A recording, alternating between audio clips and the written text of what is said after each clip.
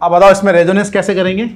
ये 1 2 and 3 है ना, जो पार्टिसिपेट नहीं कर रहा है उसमें तो सिंगल बॉन्ड ही रहेगा। यहाँ स्टेबिलिटी अलग अलग है तो यहाँ हम प्लस हाफ नहीं लिख सकते, यहाँ हम क्या लिखेंगे? ये पाई बॉन्ड यहाँ से हम मूव करेंगे तो पेंटावेलेंट हो जाएगा ना, यानी ये प्लस चार्ज कितने कार्बन में शेयर हो रहा है, तो कितना कंट्रीब्यूशन होगा हाइब्रिड में? इन सब का कंट्रीब्यूशन इन रेजोनेंस हाइब्रिड कितना होगा? 4RS बन रहे हैं, 2 बार प्लस आ रहा है और 25% कंट्रीब्यूशन है तो 1/4 + 1/4। अब बताओ क्या ये double bond conjugation with positive charge है? पहले ही बताओ ये फर्स्ट और लास्ट सेम है डिफरेंट है? अगर मैंने पाई बॉन्ड ऊपर लेके RS बनाया होंगे तो भी 5 ही बनेंगे और नीचे लेके बनाए तो भी 5 बनेंगे, तो इसका रेजोनेंस नहीं होगा। तो अब बताओ इसके नंबर ऑफ रेजोनेटिंग स्ट्रक्चर कितने हैं?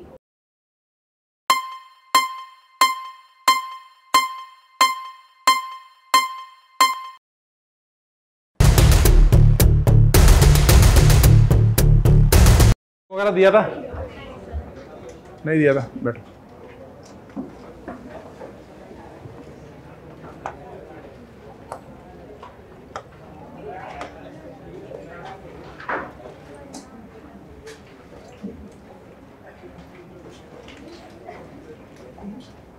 आ जाओ, तुम तीनों आ जाओ। हैप्पी सिंह तुम आ जाओ, तुम्हारे साथ ही दोनों बच्चों को लेते आना। तुम दोनों को भी आना है।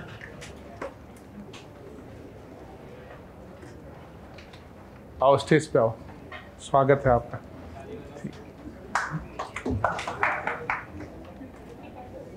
आगे आगे आ जाओ, तीनों एकदम सीधे खड़े हो जाओ ऐसे। ठीक है, नहीं तो बस ठीक है। आप एक काम करो, तुम जरा अपना मुंह है ना स्क्रीन की तरफ कर लो। हाँ तो बाकी लोग देखो इन तीनों को। हैप्पी सिंह हमारा डबल बॉन्ड है। तुम्हारा नाम क्या है? पार्थ। पार्थ भी डबल बॉन्ड है। ये दोनों है डबल बॉन्ड और तुषार है हमारा सिंगल बॉन्ड। तो क्या हुई मॉलिक्यूल, कैसा हुआ? Double bond single bond double bond. तो हम इसको बोलते हैं कॉन्जुगेशन। कॉन्जुगेशन का मतलब क्या होता है? डबल यानी दो group separated by sigma bond. तो इसको मैं बोलूंगा double bond conjugation with double bond, क्योंकि दोनों के बीच में क्या है? Sigma bond. तुम जरा साइड में निकलना, उधर तुम जरा आना पास में।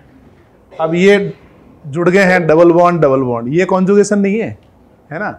यानी ये जो मैंने बनाया ना ऐसे, ये अभी ये बनाया है कि ये दोनों है डबल बॉन्ड, ये कॉन्जुगेशन नहीं है। वापस कॉन्जुगेशन बनाना, ये बना conjugation, double bond single bond double bond, यानी इनके बीच में एक सिंगल बॉन्ड होना चाहिए। इसको बोलेंगे double bond conjugation with double bond. समझ गए? For example Parth is carbocation है ना, और अपना सचमीत क्या है? एल्कीन। तुम तो सिग्मा बॉन्ड ही रहोगे, ठीक है ना? तो अब मुझे बनाना है double bond conjugation with positive charge. तो कैसे बनाएंगे? इन दोनों के बीच में क्या लगाएंगे? तुषार को, यानी सिग्मा बॉन्ड। इसको क्या बोलेंगे? Double bond conjugation with positive charge. अब मैं बोलूं बनाओ double bond conjugation with carbon ion. वो कैसे बनाओगे? ये बना कार्बन आयन, अब तुम कार्बन आयन हो, ठीक है ना? ये बना डबल बॉन्ड और तुषार क्या है? Sigma bond. तो इन चारों में से कौन कौन कॉन्जुगेशन हुआ? ये तीन हुआ। कॉन्जुगेशन की डेफिनेशन समझ में आई? ठीक है, आगे आ जाओ तीनों। दो बच्चे और आना जरा, आ जाओ, एक को और लेके आना।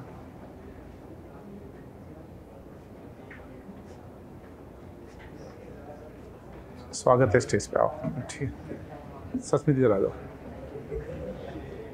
अब हम बनाएंगे double bond conjugation with double bond, again double bond is in conjugation with double bond. तो इनमें से किसको किसको टर्न करना पड़ेगा? घूम जाओ। तुषार तुम तो सिग्मा बॉन्ड हो, ठीक है?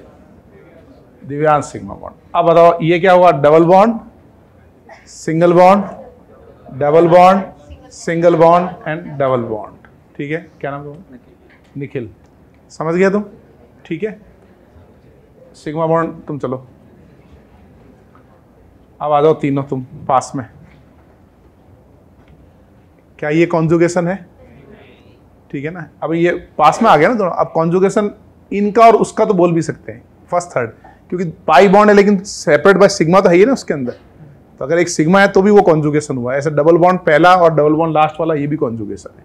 तो बेसिकली ज़्यादातर तो सेपरेट बाय सिग्मा बॉन्ड है, लेकिन अगर उनके बीच में पाई बॉन्ड भी आ गया तो वो 1 और 3 जो होंगे वो भी कॉन्जुगेशन होगा। ऐसा लेकिन कम होता है जनरली। बात समझे आप? ठीक है, बैठो। Thank you. तो हेडिंग डेफिनेशन लिख लो, conjugation means double bond two group separated by sigma bond. Conjugation means two group separated by, क्या बोलेंगे, टू ग्रुप ही बोलेंगे ना, two group separated by sigma bonds.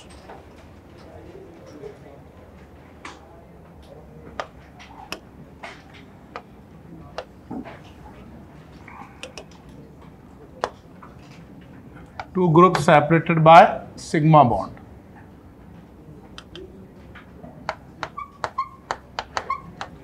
अच्छा, ये कॉन्जुगेशन है ना, ये तीनों कॉन्जुगेशन है। लेकिन अगर मैं ऐसे बनाऊं double bond, single bond, single bond, double bond, क्या ये कॉन्जुगेशन है? ये कॉन्जुगेशन नहीं है, क्योंकि इसमें 2 सिग्मा आ गए ना, ये कॉन्जुगेशन नहीं है। ऐसे ही जरा बताओ कि ये पाई बॉन्ड और ये पाई बॉन्ड, क्या ये कॉन्जुगेशन है? ये नहीं है, 2 सिग्मा आ गए ना बीच में, ये कॉन्जुगेशन नहीं है, ये कॉन्जुगेशन नहीं है। इसको कॉन्जुगेशन बनाने के लिए क्या करना होगा? पाई बॉन्ड को आगे शिफ्ट करेंगे ना। अगर मैं पाई बॉन्ड ऐसे बना लूं तो ये कॉन्जुगेशन है ना। 2 पाई बॉन्ड के बीच में क्या सेपरेटेड बाय सिग्मा बॉन्ड। ऐसे बताओ, यानी ये कॉन्जुगेशन। इसको कॉन्जुगेशन बनाने के लिए क्या करना होगा? डबल बॉन्ड को आगे मूव करना होगा ना हमारा। एक डबल बॉन्ड को आगे मूव करेंगे तो देखो ये कॉन्जुगेशन है, नहीं है, ये नहीं है ना। तो इसमें और एक और कार्बन कम करना पड़ेगा अपने को। अगर हम ऐसे बनाएंगे तो बताओ क्या ये कॉन्जुगेशन है? डबल बॉन्ड के बीच में सिग्मा बॉन्ड है ना। ऐसे डबल बॉन्ड के बीच में सिग्मा बॉन्ड। तो इसको राइट कर दें।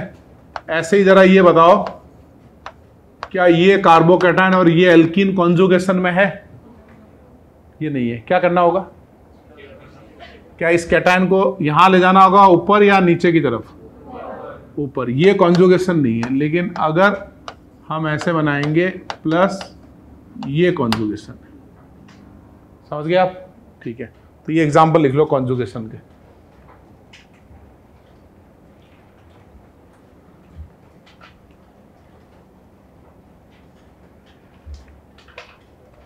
Separated by sigma bond is conjugation.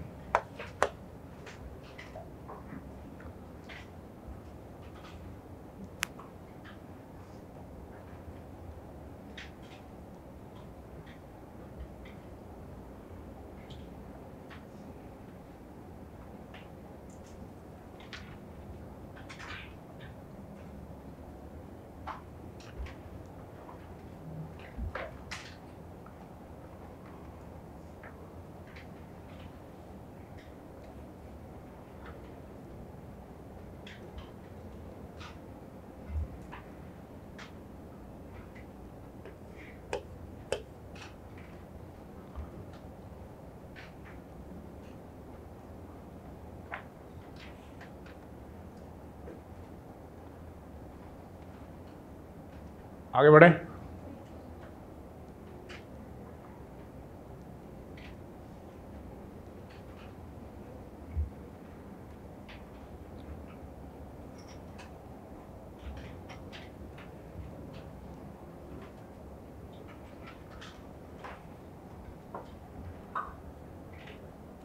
लिख लिया सबने? अब ये आने वाले 3-4 लेक्चर बहुत इंपॉर्टेंट होंगे, है ना। अच्छे से प्रैक्टिस करनी पड़ेगी अपने को।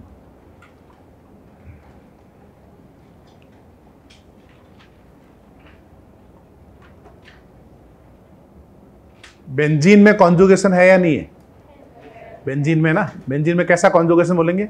Double bond, conjugation with double bond, conjugation with double bond, है ना। तीनों पाई बॉन्ड कॉन्जुगेशन में। तो अब हम पहला सीखेंगे कि रेजोनेंस कब होगा और उसके स्ट्रक्चर कैसे बनाने हैं। तो आज का हेडिंग लगाओ, when will resonance takes place. देखो, when will resonance takes place, ये रेजोनेंस कब होगा। क्या कंडीशन होगी कि रेजोनेंस होगा? When will resonance takes place? अब उसमें लिखना है केस 1। केस 1 क्या है? When double bond conjugation with, double bond conjugation with क्या लिखेंगे? कार्बोकैटायन और वेकेंट पी ऑर्बिटल। लिखो इसको, when double bond conjugation with carbocation और वेकेंट पी ऑर्बिटल। तो डबल बॉन्ड किसके साथ कॉन्जुगेशन में होना चाहिए? कार्बोकैटायन के साथ।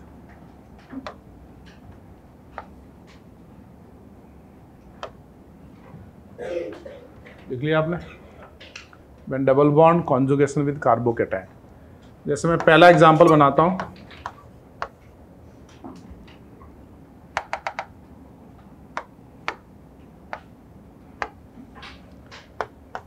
जैसे हमारे पास एक एल्कीन है और उसके आगे एक कार्बोकैटायन है।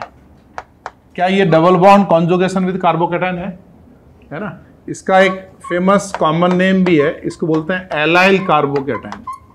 एलाइल मतलब होता है कार्बन नेक्स्ट टू एल्कीन।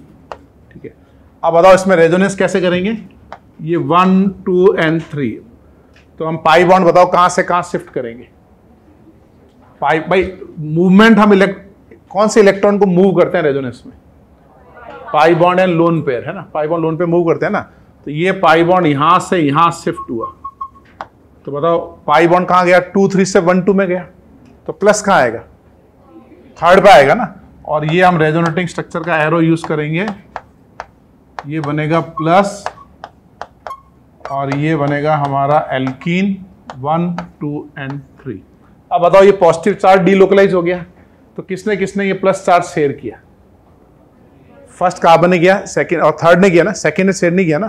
तो इसका बताओ हाइब्रिड कैसे बनेगा? ये हम बनाएंगे, ये 3 कार्बन बनाएंगे, फिर इसका हाइब्रिड कैसे बनेगा? Dot dot dot double bond character, यहां भी डॉट डॉट डॉट। अब बताओ और क्या बनाएंगे? प्लस हाफ करेंगे। दोनों की स्टेबिलिटी इक्वल है, कैसे पता चला? हाँ एकदम आइडेंटिकल है ना वो। तो हम क्या बना सकते हैं? Plus half and plus half. ये हम तब लिखेंगे जब एग्जैक्टली सेम स्टेबिलिटी है। अगर स्टेबिलिटी सेम नहीं होती है तो उस केस में हम लोग क्या लिखेंगे? उस केस में डेल्टा प्लस डेल्टा प्लस। बस हम ये कहेंगे प्लस प्लस, ये 2 कार्बन में शेयर हो गया। किसके पास कितना परसेंटेज है वो हम नहीं बता सकते एग्जैक्ट। ये बात समझे आप? ठीक है, अब इसका ऑर्बिटल डायग्राम बनाते हैं। तो इसका ऑर्बिटल डायग्राम कैसे बनाएंगे बताओ? कार्बोकैटायन के पास कौन सा ऑर्बिटल वेकेंट है बताओ? पी ऑर्बिटल वेकेंट है ना? पी है ना इसके पास, तो ये बनाएंगे पी ऑर्बिटल। और ये हमारा पाई बॉन्ड किससे बनता है? 2 पी ऑर्बिटल से बनता है ना इससे, ये बन गया पाई बॉन्ड। अब बताओ इसमें रेजोनेंस कैसे करेंगे? ये रेजोनेंस में किसको मूव करते हैं? पाई बॉन्ड या लोन पेयर, है ना? तो ये पाई बॉन्ड यहां से यहां गया। तो अब जो ऑर्बिटल डायग्राम बनाएंगे वो कैसे बनाएंगे? अब कौन सा कार्बन का ऑर्बिटल वेकेंट हो गया बताओ? थर्ड का हो गया ना। ये 1, ये 2 एंड ये 3, तो ये हमारा थर्ड ऑर्बिटल हुआ वेकेंट, है ना? और यहां बन जाएगा हमारे पास पाई बॉन्ड। ये हो गया रेजोनेंस। समझिए? बनाओ उसको। तो 2-3 एग्जांपल में हम ऑर्बिटल भी बनाएंगे, जस्ट आपको थोड़ा लगे, उसके बाद हम डायरेक्ट स्ट्रक्चर्स बनाएंगे।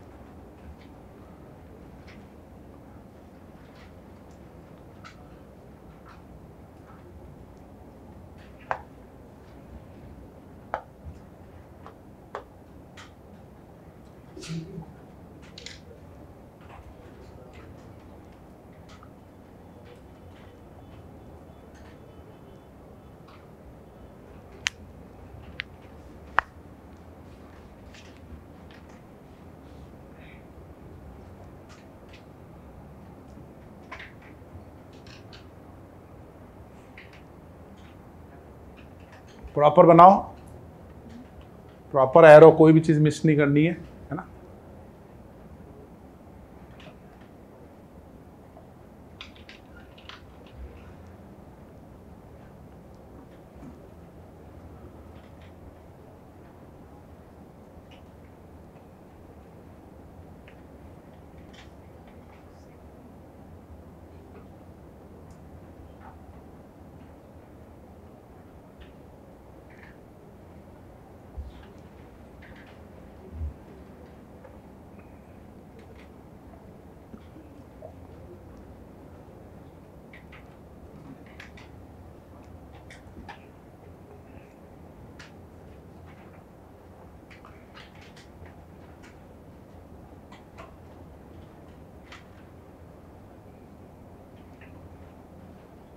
नोट कर लिया सबने?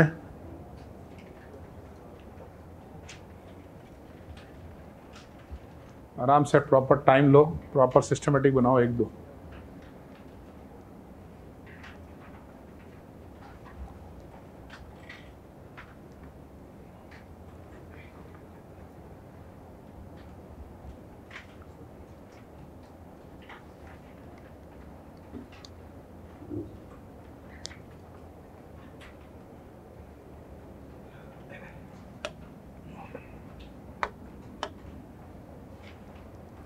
नोट कर लिया सबने?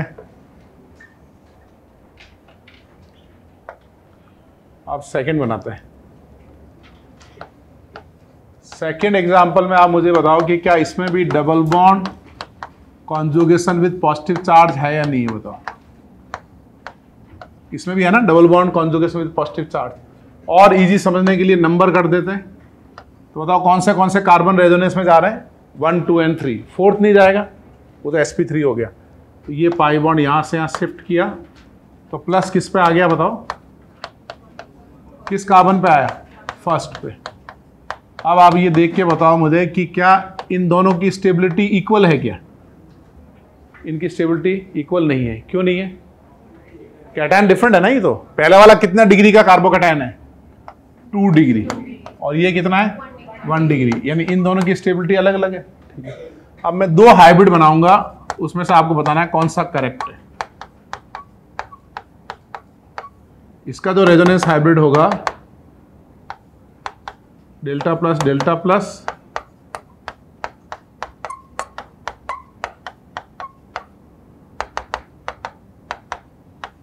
Delta plus delta plus delta plus, कौन सा करेक्ट है?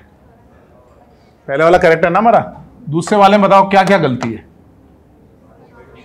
एक तो वहां चार्ज नहीं होना चाहिए और दूसरा डबल बॉन्ड भी नहीं होना चाहिए ना, पेंटावेलेंट हो रहा है वो तो, है ना। जो पार्टिसिपेट नहीं कर रहा है उसमें तो सिंगल बॉन्ड ही रहेगा। समझे आप? यहां स्टेबिलिटी अलग अलग है, तो यहां हम प्लस हाफ नहीं लिख सकते। यहां हम क्या लिखेंगे? Delta plus delta plus. और ये दोनों डेल्टा वैसे अलग अलग डेल्टा हैं ये, समझे आप? एक का मैग्नीट्यूड ज्यादा हो सकता है, एक का कम हो सकता है। हम बस ये बोल सकते हैं कि पॉजिटिव चार्ज इन 2 कार्बन ने शेयर कर लिया। किसने कितना शेयर किया वो उनके घर का मैटर है। बनाओ।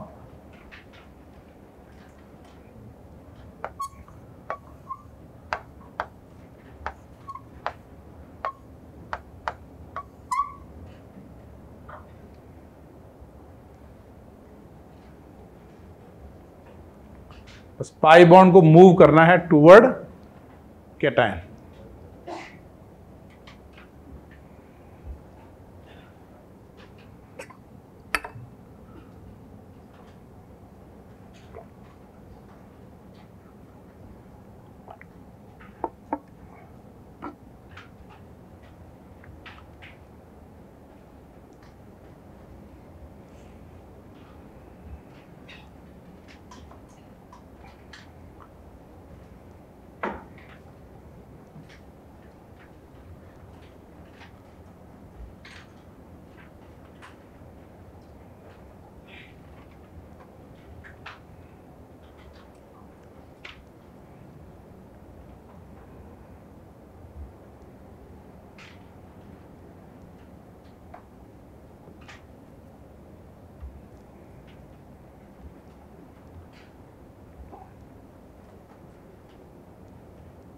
थर्ड वाला ट्राई करो आप।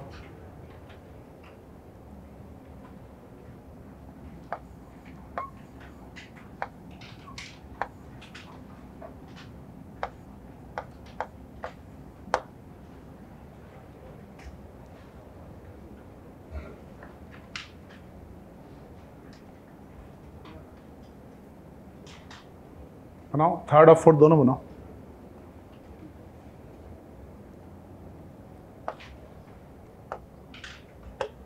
इसमें भी कॉन्जुगेशन है ना थर्ड में, 1 2 एंड 3, यानी पाई बॉन्ड से नंबर 1 करें तो थर्ड पे कैटायन होना चाहिए, तब कॉन्जुगेशन होता है। तो ये पाई बॉन्ड यहां से यहां शिफ्ट होगा, तो पॉजिटिव चार्ज किस पे आ गया हमारा, 1 पे आ गया ना। इन दोनों की स्टेबिलिटी इक्वल है, तो प्लस हाफ लिख सकते हैं, या फिर हम ऐसे डबल बॉन्ड कैरेक्टर बनाएंगे और डेल्टा प्लस, ये तो हमेशा ही लिख सकते हैं डेल्टा प्लस। समझे आप?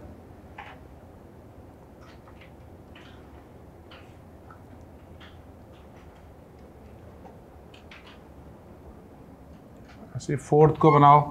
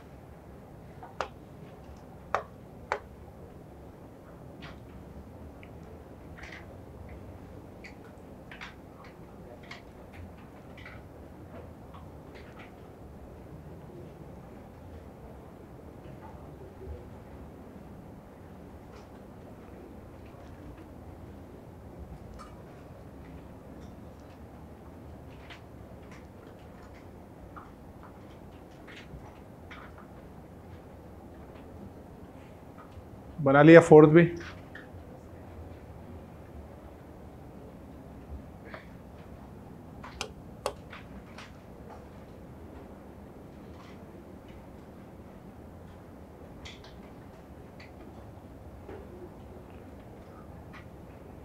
आगे बढ़े,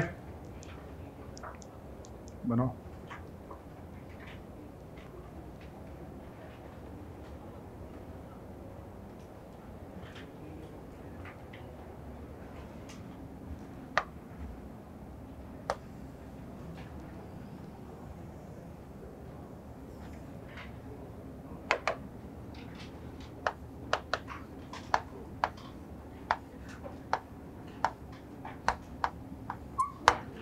फिफ्थ बनाओ,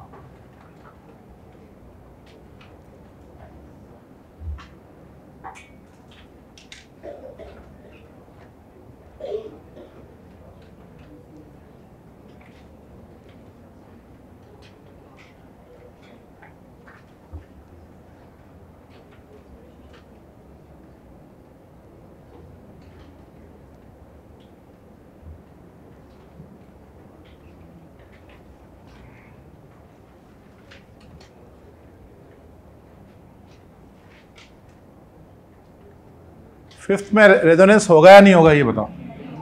इसमें नहीं होगा ना, अगर हम करेंगे रेजोनेंस तो क्या दिक्कत आएगी बताओ। ये पाई बॉन्ड यहां से हम मूव करेंगे तो पेंटावेलेंट हो जाएगा ना। पाई बॉन्ड तब मूव करेगा जब यहाँ वेकेंट पी ऑर्बिटल होना चाहिए, है ना। तो इसका कोई रेजोनेंस नहीं होगा, क्रॉस कर लो उसको। No resonance because of absence of, हाँ कॉन्जुगेशन नहीं है ना इसमें।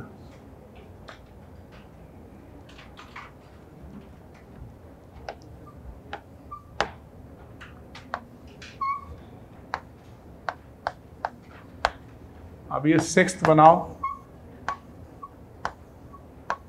सेवंथ बनाओ,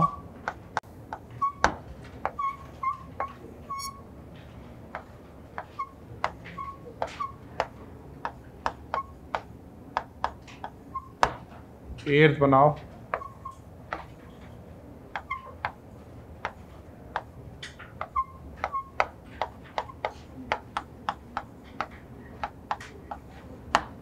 नाइन्थ बनाओ।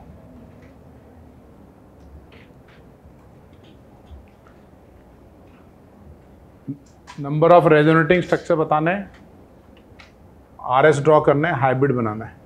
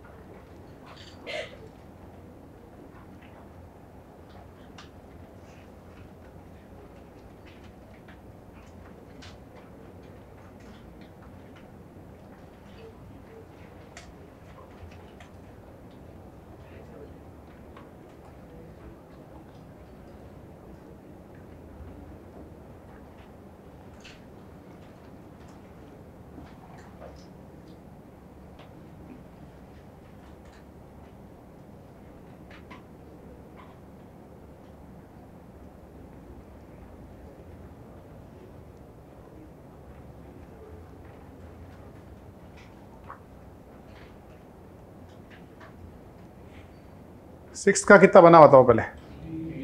3 बनेंगे, वेरी गुड। 3 कैसे बनेंगे?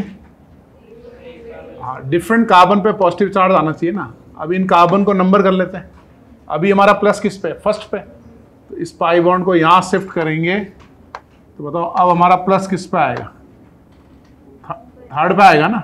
अगर मैं 1 2 में पाई बॉन्ड बना रहा हूँ तो थर्ड पे आ रहा है ना प्लस। फिर आगे क्या करेंगे? फिर ये पाई बॉन्ड यहाँ शिफ्ट करेंगे तो ये पॉजिटिव चार्ज यहाँ आएगा थर्ड पे, 1 पे और 2 पे। ये हो ना, सॉरी, ये 2 है और ये 3 है। अब बताओ तीनों की स्टेबिलिटी इक्वल है क्या? एक ही स्टेबिलिटी है ना, सेम ही है सब तो। यानी ये प्लस चार्ज कितने कार्बन में शेयर हो रहा है?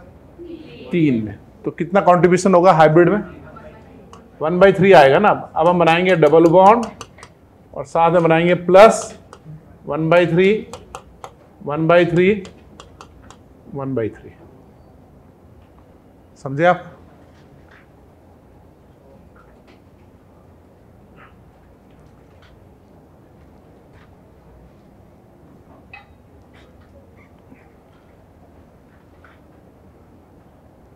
इसको अगर ऑर्बिटल डायग्राम से समझाना है तो ऐसे समझाओ कि ये एक पाई बॉन्ड है और ये हमारा वेकेंट पी ऑर्बिटल है ना। तो फिर नेक्स्ट क्या होगा? ये पाई बॉन्ड यहां से यहां शिफ्ट हुआ तो ये बन गया वेकेंट ऑर्बिटल और ये बन गया हमारा फिल्ड ऑर्बिटल, प्लस यहां आ गया ना। फिर नेक्स्ट क्या होगा? ये पाई बॉन्ड आप आगे कहाँ शिफ्ट करेंगे? इस पे, मतलब इसमें आ गया, इसमें आ गया, आप इस तरफ जाएगा ना, ये इस तरफ जाएगा तो ये बना एक पाई बॉन्ड और इस बार वेकेंट ऑर्बिटल कहाँ आ गया? थर्ड कार्बन पे आ गया वेकेंट ऑर्बिटल। समझ में आ रहा है ये? है ना? वो तो खाली आपको समझने के लिए ड्रॉ किया, अपनों को एक्चुअल तो ऊपर बनाया वैसे बनाना है। अभी बनाओ 7 8 9।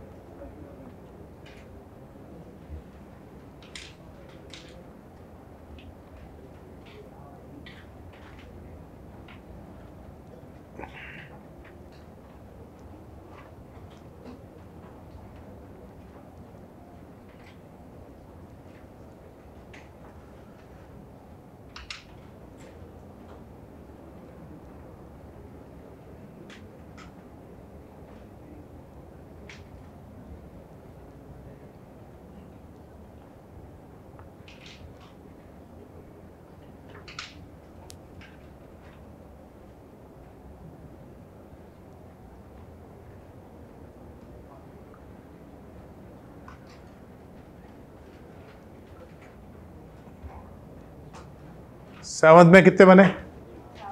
4 बनेंगे, वेरी गुड। 4 बने ना सबके?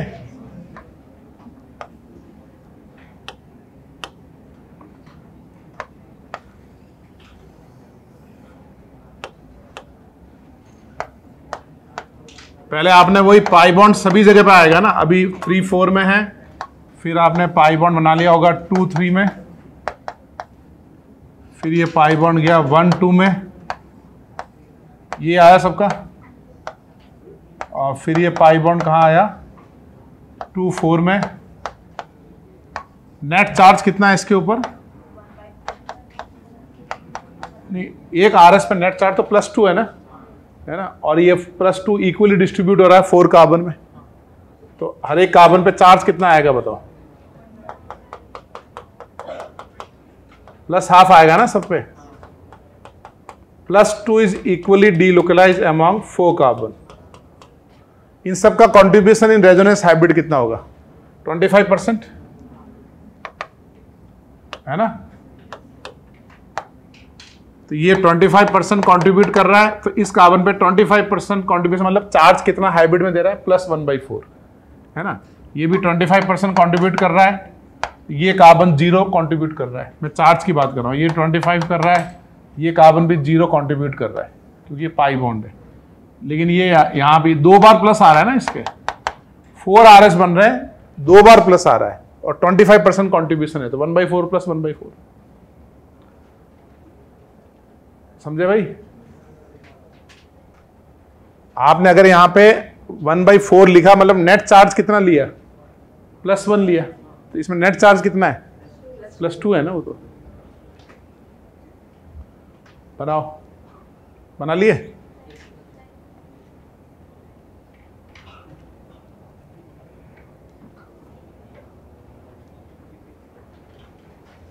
एट 9 बनाओ।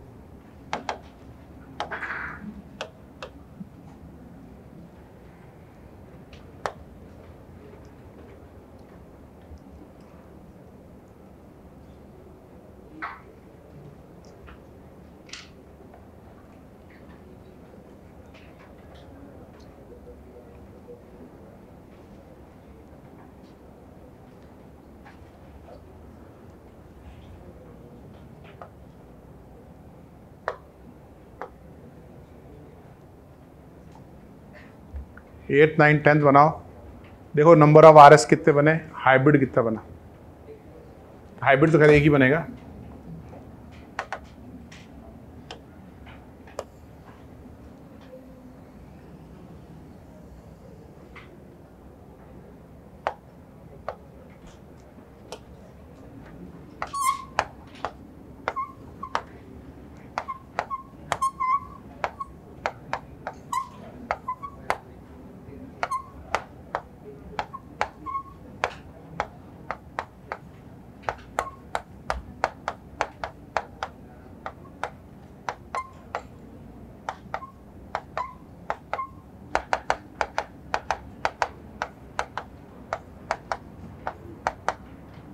ऐसे बनाया ना, प्लस कहाँ आएगा? 1 पे, 3 पे और 5 पे।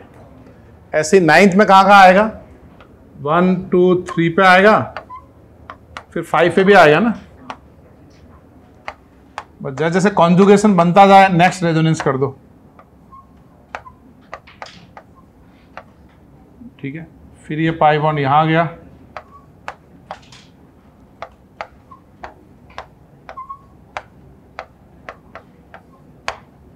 इसके बाद इसका हाइब्रिड कैसे बनाएंगे?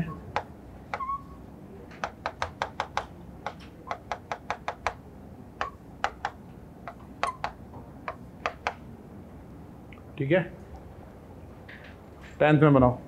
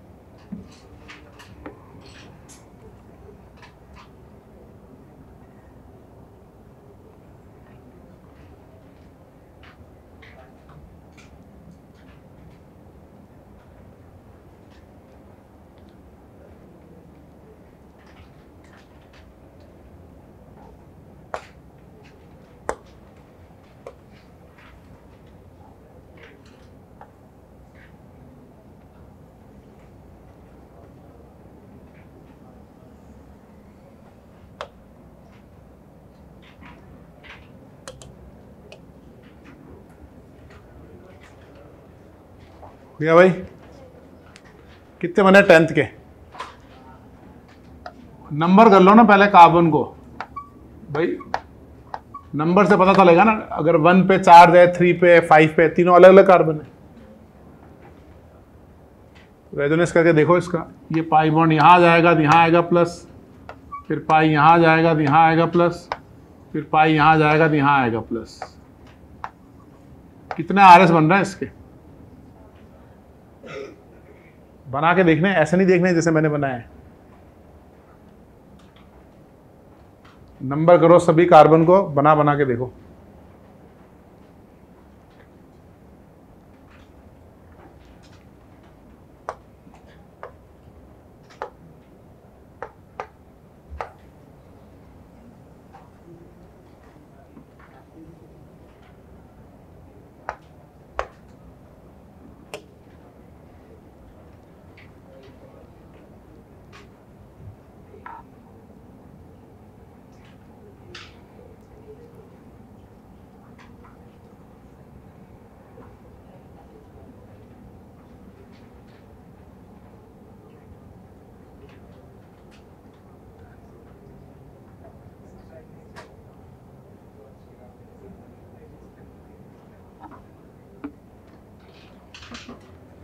इसके कितने आएंगे देखो जरा।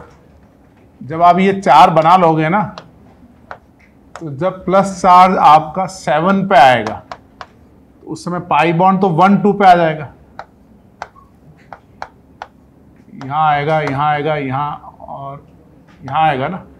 इसके बाद फिर आगे भी तो रेजोनेंस होगा, फिर 2 पे जाएगा प्लस चार्ज, फिर 4 पे जाएगा और फिर 6 पे जाएगा। इसके कितने आरएस बनेंगे?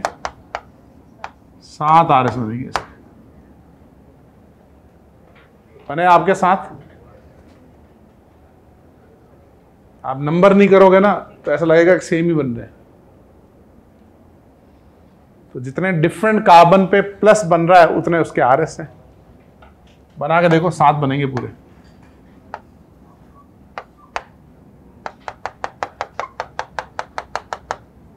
इसमें हर एक कार्बन पे मैं चार्ज कितना लिख सकता हूं? +1/7। 7 आरएस बन रहे हैं ऑफ इक्वल स्टेबिलिटी, या सभी कार्बन पे चार्ज होगा डेल्टा प्लस डेल्टा प्लस।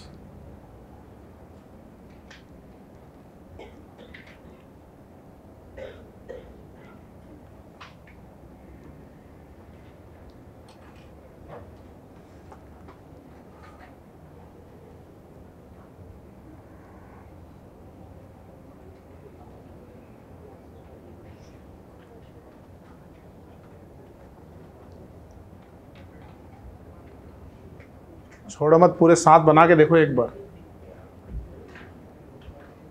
एक बार छोड़ने की आदत पड़ गई तो फिर छूटते ही रहेंगे।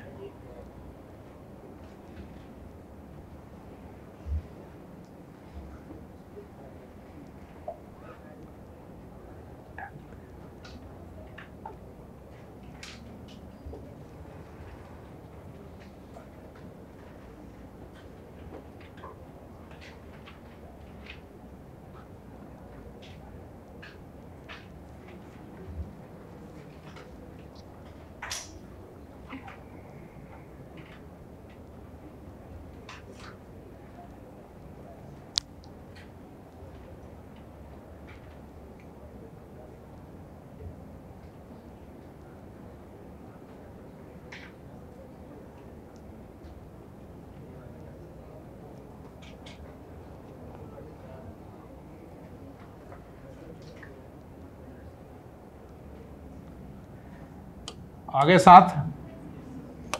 चलो बढ़िया, गुड। अब 11 लिखो। अब हम बनाएंगे carbon next to benzene.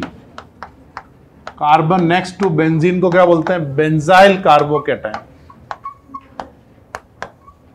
Carbon next to alkene is allyl and carbon next to benzene is benzyl. अब बताओ इसके आरएस कैसे बनाएंगे?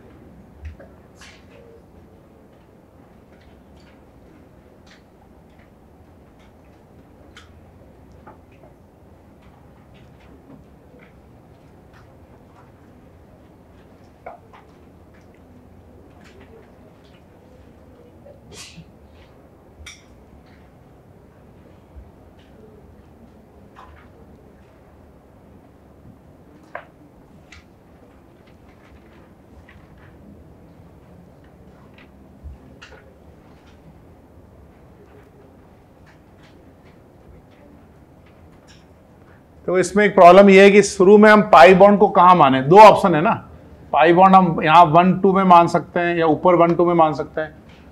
तो इनिशियली कुछ डीलोकलाइज दे रखा है, तो आप पाई बॉन्ड कहीं भी मान लो।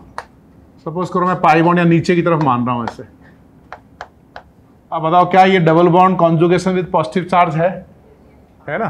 तो ये पाई बॉन्ड यहाँ शिफ्ट होगा, तो ये पॉजिटिव चार्ज कहाँ आ गया हमारा, ऑर्थो पे आ गया। अब बताओ नेक्स्ट और रेजोनेंस होगा, कहाँ होगा, ये पाई बॉन्ड यहाँ आगे शिफ्ट होगा, ये पॉजिटिव चार्ज अब कहाँ आ गया, पैरा पे आ गया। इसके बाद आगे क्या होगा बताओ, फिर से रेजोनेंस होगा ना, आगे फिर से रेजोनेंस होगा, तो ये पाई बॉन्ड यहाँ गया, तो कहाँ आ गया, प्लस चार्ज हमारा इस ऑर्थो पे आ गया। इसके बाद क्या होगा बताओ, और रेजोनेंस होगा ना इसमें, ये पाई बॉन्ड फिर से यहाँ गया, इससे एक और रेजोनेटिंग स्ट्रक्चर बन गया।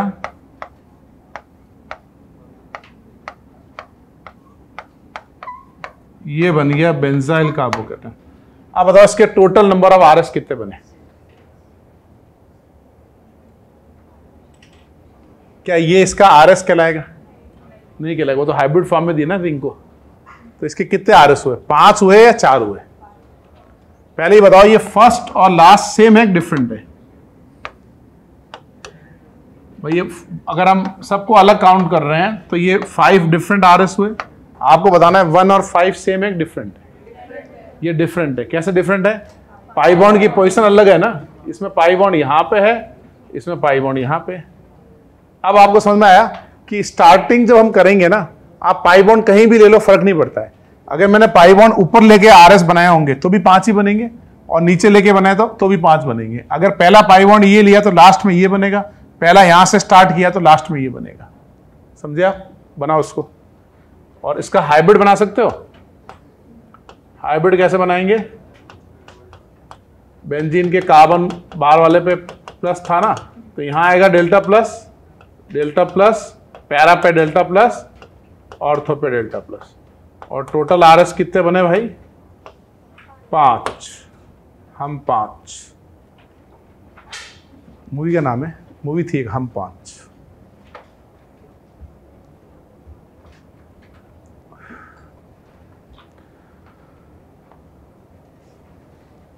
यार कल मैंने एक मूवी का सीन देखा था यार, वो उस पर इंस्टाग्राम पे था कहीं पे, एक छोटा सा एक मेटल गिरता है ऐसे, फिर वो धीरे धीरे गोल्ड का ऐसे बड़ा हो जाता है, फिर उसके अंदर से लोहे की ऐसे रॉड्स निकलती है मॉल के अंदर, वो पकड़ते रहते हैं लोगों को ऐसे। तुम्हें पता है यार कौन सी मूवी है ऐसी कोई? तुम तो खैर मूवी वगैरह देखते नहीं हो ना यार।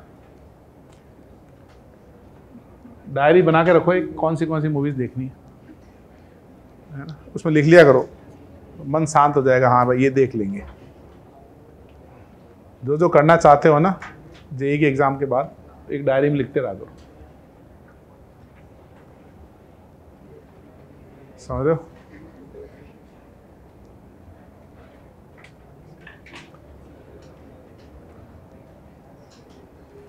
बनाओ भाई 5 आरएस बनाओ,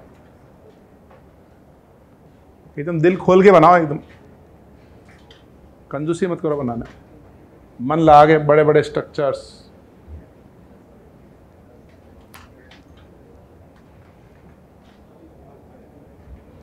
इसका अगर ऑर्बिटल डायग्राम बनाना हो तो हम कार्बोकैटायन बनाएंगे। पहले कार्बोकैटायन के पास ये वेकेंट p ऑर्बिटल होगा, और यहाँ पे होंगे हमारे पास 6p ऑर्बिटल जो 3 पाई बॉन्ड बना रहे हैं। ये है हमारा बेंजाइल कार्बोकैटायन। अब हम कैसे बनाएंगे फर्स्ट आरएस बताओ। अगर हमें आरएस ड्रॉ करना हो, जैसे मैं बोलूँगी चलो ये वाला है, यहाँ से यहाँ जाना है, तो कैसे जाएंगे? 5 से 4 जाना है, 5 से 4 जाना है, तो ये पाई बॉन्ड यहाँ जाएगा, है ना। तो ये कार्बन ये वेकेंट हो जाएगा और पाई बॉन्ड यहां बन जाएगा। समझे तुम? थोड़ा स्पीड में बनाओ, बड़े बड़े स्ट्रक्चर बनाओ। बना लिए?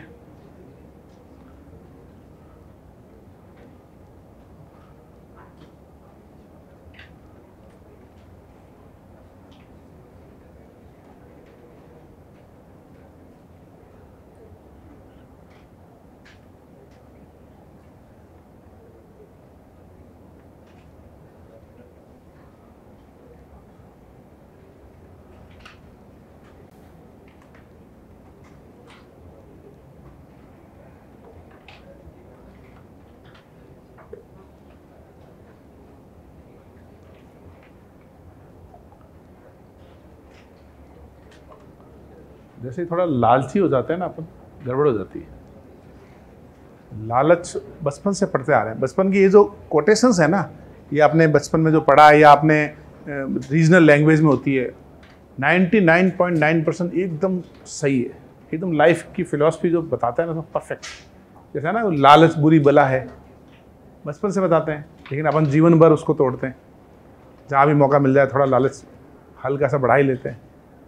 अब मेरे को बॉडी थोड़ी अच्छी बनानी थी, तो मैंने लालच कर लिया थोड़ा, है ना। ओके, इवेंट के पहले एक्सरसाइज थोड़ी स्ट्रेंथ कम करते हैं इवेंट के पहले, क्योंकि आप ज़्यादा स्ट्रेंथ करोगे तो मसल रिकवरी में टाइम लगता है, तो जिम वगैरह कम हो जाते हैं। जब भी हाई कार्डियो एक्टिविटी होती है ना, उससे 1 महीना पहले जिम एकदम कम हो जाता है, नील होता है। तो मैं गया, मैंने कहा चलो यार बॉडी बनानी, तो 2 दिन एक्सरसाइज थी। ट्यूसडे को तो ठीक ठाक की, थर्सडे को गया और मैंने डायरेक्ट 40 किलो वेट लगाया स्क्वाट के लिए ना। 40 किलो रॉड का भी कुछ वेट होगा, वो तो मैं रॉड काउंट नहीं करता, मेंटली ऐसा देता हूँ 40 किलो। वैसे रॉड भी तो होती है, 10-15 किलो रॉड होती है, उससे मैंने स्क्वाट लगा ली डायरेक्ट। और जबकि उसके पहले मैं इवेंट के पहले 10-20-25 किलो लगाता था, 25 से 50 कर दिए डायरेक्ट। 3 दिन हो गए, ऐसा लग रहा है कि मेरे पाँव नहीं है, ऐसा लग रहा है मेरे किसी ने ना लोहे की रॉड लगा दी है, मैं रॉड से चल रहा हूँ ऐसे। इतने भयंकर टाइट हो गए मसल्स, क्योंकि आदत नहीं ना बॉडी को। अब मेरे को क्या करना चाहिए था, 25 से जाना चाहिए था 35, अगले हफ्ते जाना चाहिए था 45, फिर 60, फिर धीरे धीरे 70, फिर 1-2 हफ्ता रेस्ट। लगातार ऐसे इम्प्रूवमेंट नहीं होता है ना, फिर उसको फेज में आने में टाइम लगता है। तो जैसे ही लालच किया, 2 दिन से परेशान हो रहा है। कल सुबह जो एक्टिविटी करनी थी कर ही नहीं पाया, होमवर्क ही नहीं कर पाया कल मैं। सुबह रनिंग की एक्टिविटी, अब रनिंग के लिए पाँव चलने भी तो चाहिए, स्विमिंग के लिए जाने की इच्छा हुई, गया ही नहीं। मैं छोड़ो यार, पाँव दुख रहे। मुझे एकदम से तुम्हारी याद आई यार, एकदम ठीक है ना। IIT की पढ़ाई भी तो ऐसी है कि किसी दिन जी जान लगा दिया आपने और फिर 2-3 दिन आराम कर लिया। ऐसा नहीं करना है, थोड़ा सा जान बढ़ाना है, थोड़ा बढ़ाना है। स्टेमिना धीरे धीरे बढ़ता है ना। कई बार हम मान लो कॉफ़ी वॉफ़ी पी ली या कुछ मिठाई उठाई खा ली, एकदम फुल जोश में आ गए एकदम कि आज तो आर पार कर देंगे। आर पार ऐसा किया कि पढ़े खूब, लेकिन बाकी 2 दिन उठे ही नहीं। तो नेट एवरेज अच्छा आना चाहिए, कंसिस्टेंसी इज द की। इस एग्जाम में ये तो खास बात है, रोज पढ़ना है, 6-7-8 घंटे महीने भर पढ़ना, 10 दिन पढ़ना, 20 दिन पढ़ना, और रोज पढ़ना है। और ख़ास बात यह है कि रोज बहुत सारी चीज़ें नहीं आएगी, ये भी खास बात है। फिर भी उसको करते रहना है, करते रहना है, करते रहना है। तो ये मेंटल लेवल इतना स्ट्रांग चाहिए इसमें कि आपको रोज हारना। वो ग्लैडिएटर नहीं होता, gladiator, JEE aspirant is just like a gladiator. Movie देखी ग्लैडिएटर? वो ग्लैडिएटर वो होते हैं रोम। पहले ज़माने में क्या होता था, इंटरनेट टीवी तो था नहीं, है ना। तो पहले एंटरटेनमेंट कैसे होता था, लड़ाइयों से। मुर्गे लड़ाते थे, मुर्गे, कि भाई ये तेरा मुर्गा, ये मेरा मुर्गा, फाइट मुर्गा, है ना। फिर लोगों को लगा यार मुर्गे में मज़ा ही नहीं आ रहा है, ठीक है, तो मुर्गियाँ लाए, मुर्गियों को लड़ाया, उनको मज़ा नहीं आया, ठीक है, बोला यार इंसानों को लड़ाओ। तो इंसान तो कौन लड़े, तो पहले वो गुलाम बनाते थे ना। तो रोम तो वो गुलाम बनाते, तो हज़ारों गुलाम होते थे उनके काम करने के लिए। तो जो स्लेव्स होते थे ना, उनमें से अच्छे अच्छे स्लेव को पकड़ लेते थे और उनको ट्रेनिंग देते थे कि भाई तुमको है ना ग्लैडिएटर बनना है। और ग्लैडिएटर मतलब उसको एकदम सोल्जर तगड़े वाला बनाते थे। फिर वो एरिना जो स्टेडियम होता था, उसके अंदर उन सबको उतार देते, भाई 3 ग्लैडिएटर ए टीम से आ रहे हैं। जैसे अपने क्रिकेट मैच होते हैं ना, ए बी, कि ये IPL के ये मैच के हमारे प्लेयर हैं, वो कहता नहीं हमारे क्या नाम है उसका, नाइट राइडर के हमारे ये हैं। तो 3-3 आ जाते हैं ना, फिर उनकी फाइट होती थी। जो जिंदा रहेगा वो जीतेगा। कंडीशन ये थी कि भाई आपको मैदान से आप भी ऐसे नहीं आ सकते, आपने लड़ाया नीचे गिरा दिया उसको, बोल दिया कि भाई हो गया भाई तू हार गया मैं जीत गया। मतलब आपने नीचे गिराया, मतलब आप उसको मारना है उसको आपको, है ना।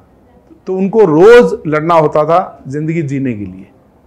तो जब वो मैदान में उतरते थे तो या तो जिंदगी जिएंगे या फिर या जिंदगी नहीं जिएंगे, ऐसे होते थे ग्लैडिएटर।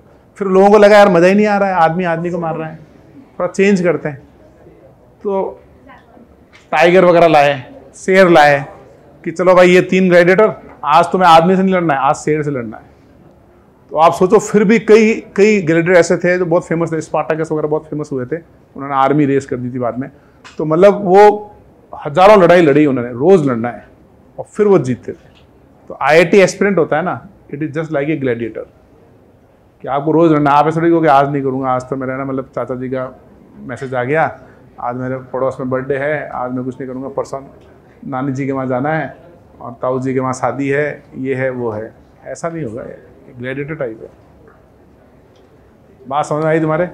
और बस खास बात यह है कि जो रोज ये करता रहेगा ना, वो कुछ टाइम बाद हैबिचुअल हो जाएगा, फिर आपका माइंड भी मान लेगा यार ये तो जिद्दी आदमी है, रोज करेगा। समझ गए? एक और कैटेगरी वाले लोग होते हैं, अरे यार मैं नहीं कर पाया क्योंकि यार वो पीछे कुर्सी थी ना वो टेढ़ी हो गई मेरी, यार ठीक है, अरे मैं नहीं कर पाया, वो सर ने पता नहीं क्या बता दिया यार, मेरे समझ में नहीं आया इसलिए मैं नहीं कर पाया। तो एक्सक्यूज इसका मतलब है कि you are not in game, आप गेम में हो ही नहीं। मतलब आप समझा रहे हो खुद को ही, आपको इंटरनल तो पता है, आप खुद को समझा रहे हो कि यार मैं यूँ नहीं कर पाया क्योंकि है ना मेरे को आज दिखा नहीं, आज मैं गया नहीं, ये वो। एक्सक्यूज देने का मतलब आप उस वैसे नहीं हो जैसा आपको होना चाहिए। समझ में आ रहा है पूर्वा? क्या नहीं बनाने? बहाने नहीं बनाने। और जब फेल हो जाओ तो जिम्मेदार कौन है? सिर्फ तुम। और पास हो जाओ तो जिम्मेदार कौन है? हम सब। समझ गए? सेलिब्रेशन सब में नेचर ऐसा ही होता है, और क्या। इसी बात पे आगे बढ़ो।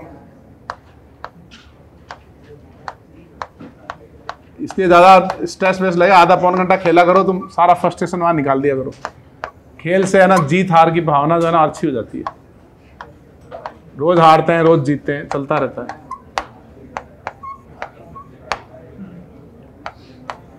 इसे तुम टीटी वगैरह खेलते हो ना, आप टीटी खेलते हुए देखता हूँ, मुझे बहुत अच्छा लगता है कि चलो 10 मिनट खेल रहे हैं, जीत हार सीख रहे हैं। चलो बनाओ।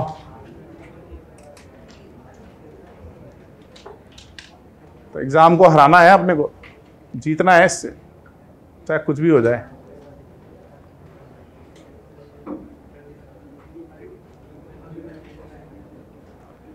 जैसे वो गौरी मराठास थे ना, मराठास जिन्होंने बाहर भगा दिया था मुगलों को, ऐसे ही राजस्थान में जो क्षत्रिय थे ना, वो मतलब राजपूत वगैरह जो पूरा ये 500 साल तक बॉर्डर प्रोटेक्ट किया, वो ऐसे ही तो करते थे। वो पता क्या करते थे, वॉर जब लड़ने जाते ना तो एक केसरिया साफा बांधते थे। केसरिया साफा का मतलब या तो मैं रहूँगा या सामने वाला रहेगा। और उनकी फैमिली जो पीछे है वो जौहर करती थी। तो मतलब भाई आदमी लड़ता क्यों नहीं है? वो डरता है ना कि यार मेरे परिवार को क्या होगा। तो उनकी फैमिली, जैसे चित्तौड़ में 16,000 लेडीज़ ने जौहर किया था। इतना रिगरस तरीके से वो मतलब करते थे वो, तब जाके प्रोटेक्शन हुआ 500 सालों तक।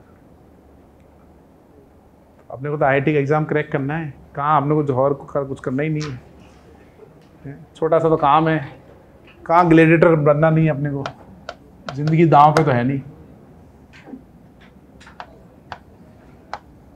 और अभी तो खाली रेजोनेटिंग स्ट्रक्चर बनाने हैं, और भी आसान काम है।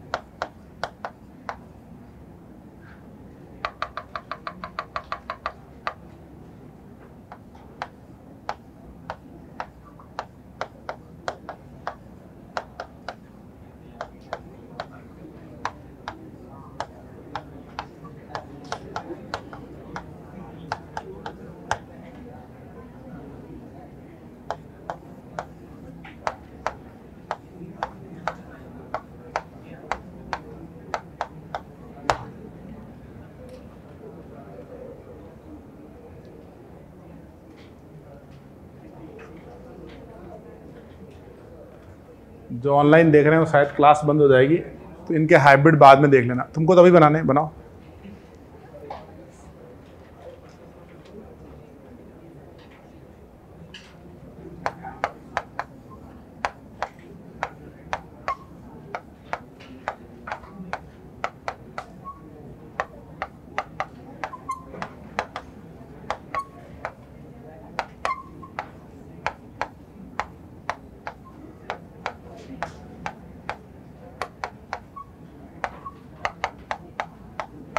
सेवनटीन 18 में बताना है नंबर ऑफ RS कितने हैं, total number of resonating structure in 17 18। तो ऑफलाइन वाला भी बनाएंगे, ऑनलाइन वाले क्लास बंद करके ब्रेक करेंगे, घूमेंगे फिरेंगे थोड़ा, फिर बनाएंगे।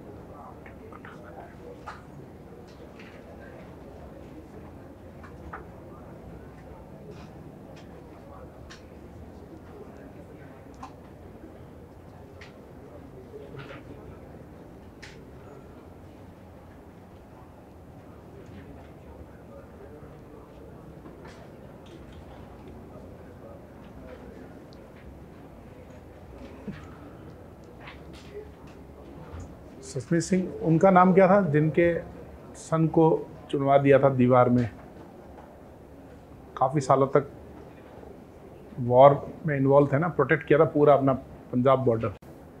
फिर उनका 3 या 4 बेटे थे जिनको दीवार में चुनवा दिया था। गुरु गोविंद सिंह जी थे ना, है ना, उनके 4 बच्चे थे, चारों, हाँ, चारों को दीवार में चुनवा दिया था ना उनको। 2 शहीद हो गए थे। अच्छा, और एक बड़ी फेमस कहानी है, उस समय सबसे महंगी ज़मीन, एक कोई बिजनेसमैन था, कोई मतलब सेठ था, उसने ज़मीन मांगी थी, मतलब उस समय पता नहीं कौन मुग़ल राजा जो था, उसने सिर्फ इतनी ज़मीन मांगी दफनाने के लिए, या जितना एक आदमी के लिए चाहिए होती ना, तो उसके लिए पता नहीं कितना, उतने जितनी ज़मीन थी ना उतनी उसने सोने की अशरफियाँ बिछाई थी कि मैं जितनी अशरफियाँ बिछाऊँगा सोने की उतनी ज़मीन मेरे को चाहिए, क्योंकि उनको डेड बॉडी को करना था उसको। तो कहते हैं कि सबसे महंगी ज़मीन उस बंदे ने खरीदी थी, उसका नाम भूल गया मैं, बहुत फेमस है वो। टोटल नाम है क्या उसका? नहीं यार, टोटल थोड़ी था। अच्छा, उसने खरीदी थी, और किसके लिए खरीदी थी उसने? हैं?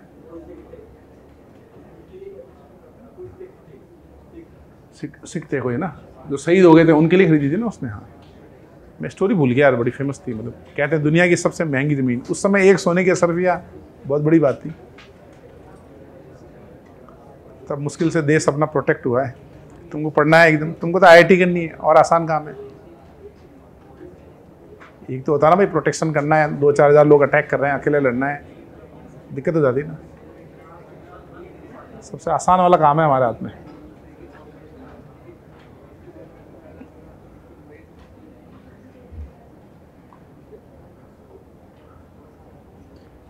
बनाओ हाइब्रिड बनाओ।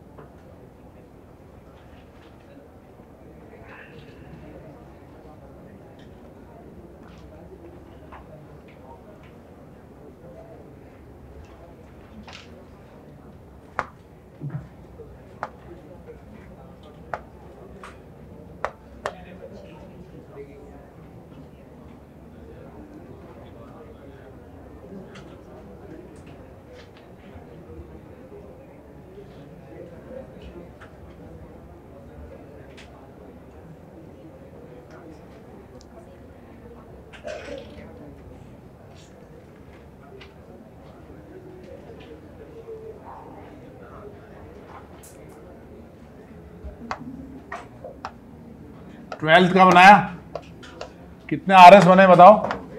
3 RS बने ना, ये प्लस यहाँ आया, यहाँ आया, यहाँ आया, और फिर इसका हाइब्रिड क्या बनाया? डबल बॉन्ड ऐसे बनाया ना आपने, delta plus and delta plus. देखो जरा, ये आया सबका हाइब्रिड।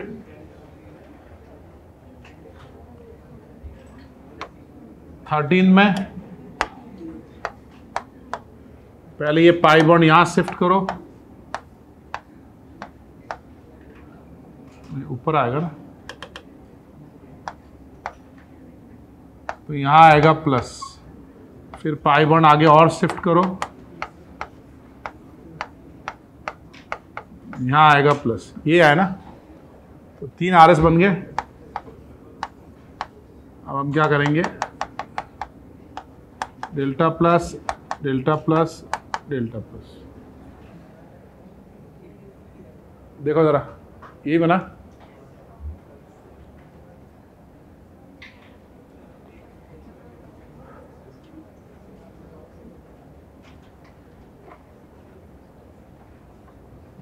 बनाने में दिक्कत लग रही हो तो सारे स्ट्रक्चर वापस बनाना घर जाके, है ना। एक दो बार बनाओगे ना एकदम फिर फ्लुएंट लगेगा। 2 तरीके हैं, एकदम सोचते रहें कैसे बने कैसे बने, एक तरीके हम ड्रॉ करें, तो सोचते तो फिर आगे सोचते रहेंगे, करना पड़ेगा ड्रॉ, स्पीड बढ़ जाएगी उससे।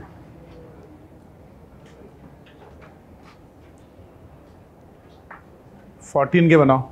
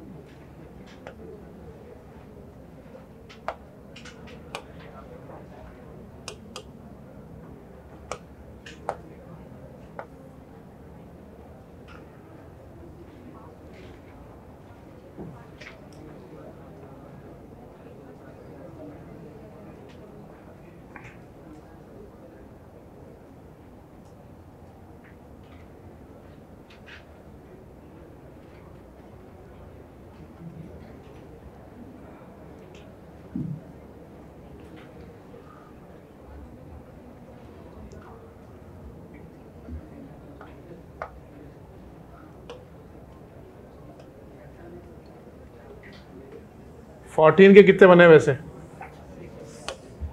6 RS बनेंगे इसके। भाई पहले ये प्लस यहाँ आएगा, फिर ये यहाँ आएगा, फिर ये यहाँ आएगा, फिर जब यहाँ आएगा तो कॉन्जुगेशन करता हुआ यहाँ भी आएगा, और ओरिजिनली यहाँ है ये तो 5 ही हुए, लेकिन आंसर 6 है। 6 कैसे बताओ? हाँ, एक बार वो पाई बॉन्ड की पोजीशन चेंज होगी ना अंदर, वो भी तो एक डिफरेंट RS होगा। बना के देखो।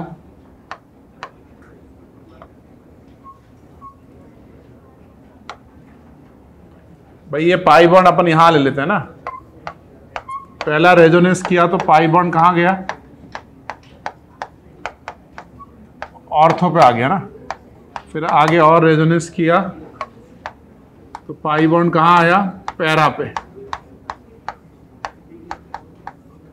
फिर आगे और रेजोनेंस किया तो पाई बॉन्ड कहां आया? यहां आ गया। इसके बाद आगे क्या किया बताओ? फिर ये प्लस से, या प्लस देखो यार नीचे भी जाएगा, ऊपर की तरफ भी तो जाएगा, इधर भी तो रेजोनेंस हो रहा है इसका।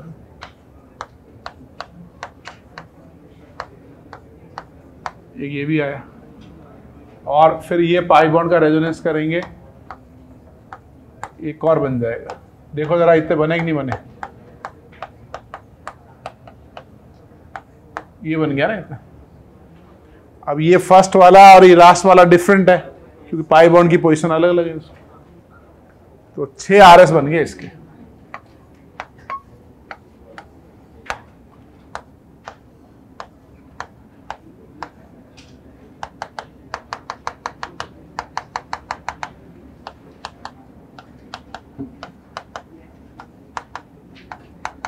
देखो ये बनेगा ना हाइब्रिड,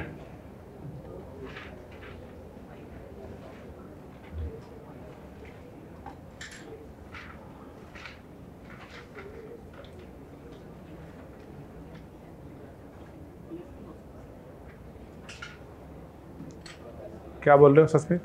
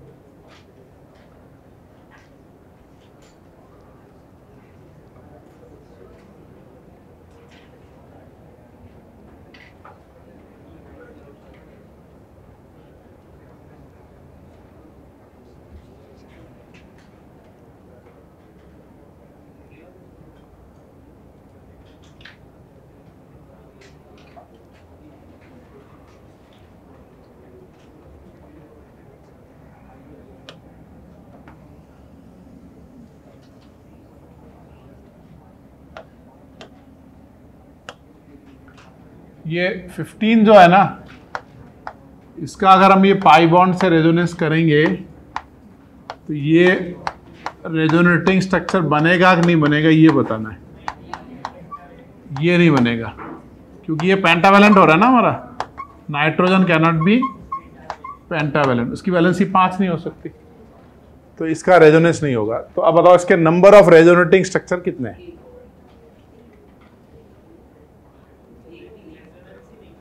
रेजोनेंस ही नहीं है, लेकिन इसका आंसर नंबर में है। अब आपको नंबर बताना है।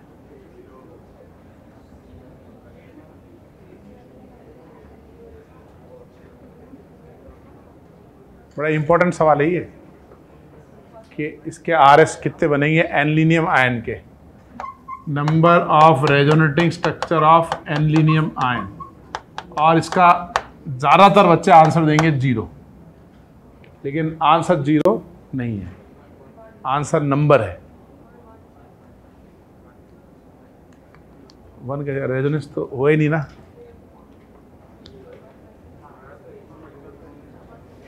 कुछ और हिंट दो। हाँ, इसका आंसर 2 है। 2 कैसे? ये रिंग के अंदर तो रेजोनेंस होगा ना भाई। ये जो कॉन्जुगेशन बनाया रखा है ये हाइब्रिड ही तो है, तो ये हाइब्रिड है। इसका मतलब हम कैसे बना सकते हैं? अरे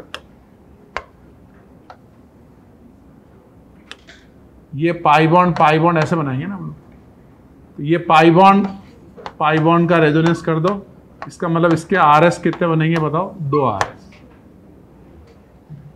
16 के अंदर सल्फर फॉस्फोरस में तो वेकेंट डी ऑर्बिटल है, इसका मतलब है अब हम इसका रेजोनेंस कर सकते हैं। इसका रेजोनेंस करेंगे, phosphorus can be pentavalent because of vacant D orbital. कितने आरएस बनेंगे बताओ इसके? 5।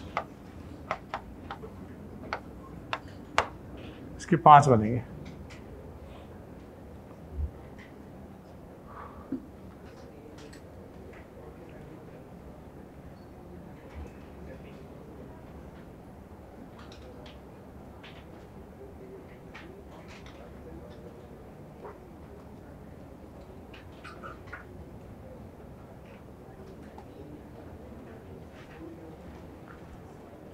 के बनाओ। अब ये दूसरा वाला 16 डैश वाला।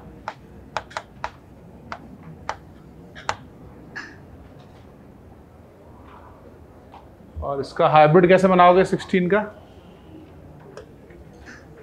इसका अगर हाइब्रिड बनाना है तो कैसे बनाएंगे?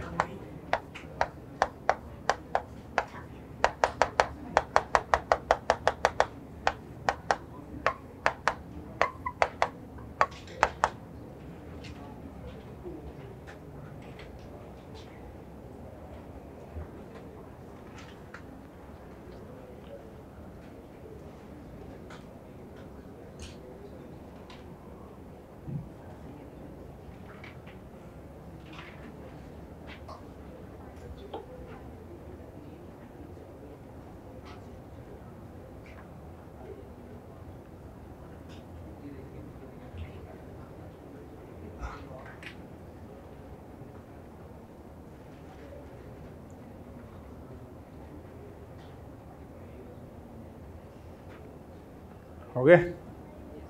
बनाओ इस 16 के इसके, देखो जरा कितने आरएस बने।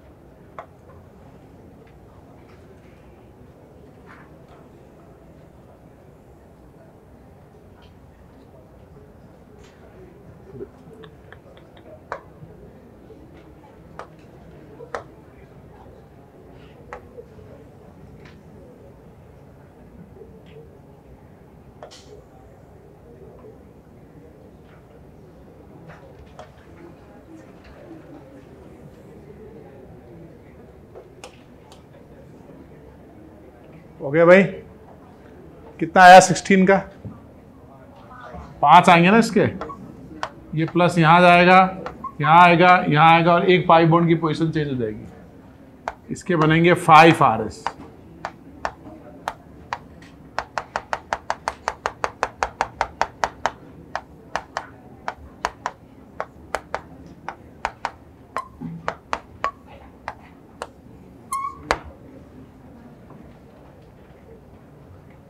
सेवनटीन 18 को आप घर पे ट्राई करके आना।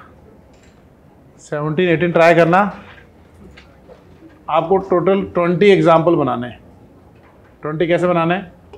17 18 को बनाना है, फिर ये सारे 18 वापस बनाने हैं।